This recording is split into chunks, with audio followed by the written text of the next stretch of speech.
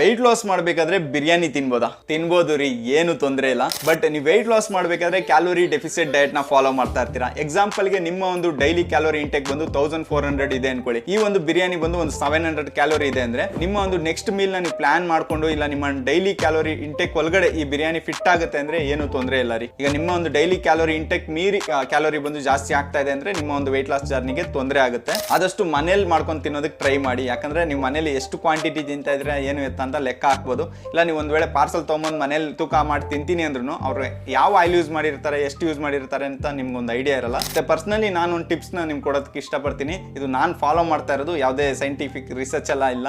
ನಾನೇನ್ ಮಾಡ್ತೀನಿ ಅಂದ್ರೆ ಒಂದ್ ವೇಳೆ ನಾನು ಮೇಂಟೆನೆನ್ಸ್ ಕ್ಯಾಲರಿಗಿಂತ ಜಾಸ್ತಿ ತಿನ್ಬಿಟ್ರೆ, ಒಂದ್ ವೇಳೆ ಎಲ್ಲ ಒಂದು ಫಂಕ್ಷನ್ಗೆ ಹೋದೆ ಹೆವಿ ತಿನ್ಬಿಟ್ಟೆ ಅಂದ್ರೆ ನೆಕ್ಸ್ಟ್ ಮೀಲ್ ಏನಿದೆ ಅದನ್ನ ಬಂದು ಆಲ್ಮೋಸ್ಟ್ ಸ್ಕಿಪ್ ಮಾಡೋದಕ್ಕೆ ಟ್ರೈ ಮಾಡ್ತೀನಿ, ಅಂದ್ರೆ ಉಪವಾಸ ಮಾಡ್ತೀನಿ. ಇಲ್ಲ ಆಗಲ್ವಾ ಲೈಟಿಗೆ ತಿನ್ಬಿಟ್ಟು ಆ ಒಂದು ಮೀಲ್ನ ಬಂದು ಎಂಡ್ ಮಾಡ್ತೀನಿ ರೀ. ಈ ರೀತಿ ಫಾಲೋ ಮಾಡೀನಿ ಆಲ್ಮೋಸ್ಟ್ ಒಂದು 8 ತಿಂಗಳಿಂದ ಒಂದೇ